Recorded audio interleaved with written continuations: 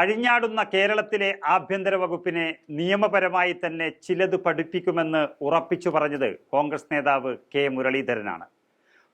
പറഞ്ഞതുപോലെ ചെയ്യുന്ന നേതാവാണ് മുരളീധരൻ MP എന്ന് അദ്ദേഹം ഒരിക്കൽ കൂടി ഇതാ തെളിയിച്ചിരിക്കുന്നു. KPCC മാർച്ചിന് നേരെയുണ്ടായ പോലീസ് അതിക്രമത്തിൽ കേന്ദ്ര ആഭ്യന്തര മന്ത്രാലയം സംസ്ഥാന സർക്കാരിനോട് വിശദീകരണം തേടിയിരിക്കുന്നു.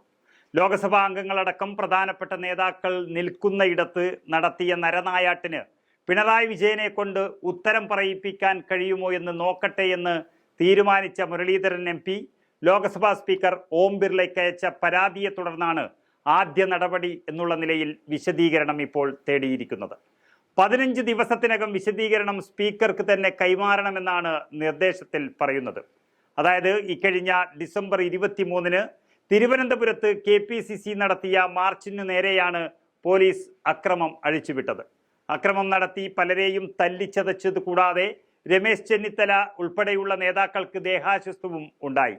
അതുമാത്രമല്ല, KPCC അധ്യക്ഷൻ K സുധാകരൻ, പ്രതിപക്ഷ നേതാവ് VD സതീശൻ, MP-മാരായ ശശി തരൂർ, കൊടിക്കുന്നിൽ സുരേഷ്, ജബി മേത്തർ തുടങ്ങിയ നേതാക്കൾക്കെതിരെ ജാമ്യമില്ലാ വകുപ്പുകൾ പ്രകാരം പോലീസ് കേസെടുക്കുകയും ചെയ്തു. എന്നാൽ പിന്നെ പിണറായി വിജയന് ഒരു താക്കീത് നൽകിയിട്ട് തന്നെ കാര്യമെന്ന് പ്രഖ്യാപിച്ച K മുരളീധരൻ MP ഈ വിഷയത്തിൽ ഡിസംബർ 28-നാണ് താനടക്കമുള്ള ജനപ്രതിനിധികൾക്ക് നേരെ പോലീസ് നടത്തിയ അതിക്രമങ്ങൾ ചൂണ്ടിക്കാണിച്ച് കത്തയച്ചത്.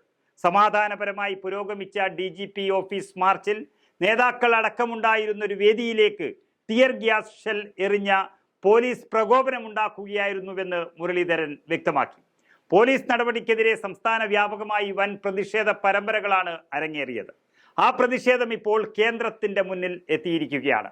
കേരള സർക്കാർ അക്രമകാരികൾ എന്ന മറ്റൊരു സത്യം കൂടി കേന്ദ്രം അറിയാൻ പോവുകയാണ്. ഏതായാലും വകതിരിവില്ലാത്ത സർക്കാരിന്, പ്രത്യേകിച്ച് പിണറായി വിജയന്റെ ആഭ്യന്തര വകുപ്പിന് ഇതൊരു പണി ഉറപ്പാണ്. ഇനി മറ്റൊരു കാര്യം കൂടി മുരളീധരൻ ഉറപ്പ് നൽകിയിട്ടുണ്ട്. യൂത്ത് കോൺഗ്രസുകാരെ അകാരണമായി നിയമം ലംഘിച്ച് മർദ്ദിച്ച മുഖ്യമന്ത്രിയുടെ ഗൺമാൻ പെൻഷൻ വാങ്ങില്ല എന്നാണ് മുരളീധരൻ പറഞ്ഞിരിക്കുന്നത്. ഗൺമാനെ രക്ഷിക്കാൻ അന്ന് പിണറായി വിജയൻ പോലും ഉണ്ടാകുമെന്നും തോന്നുന്നില്ല.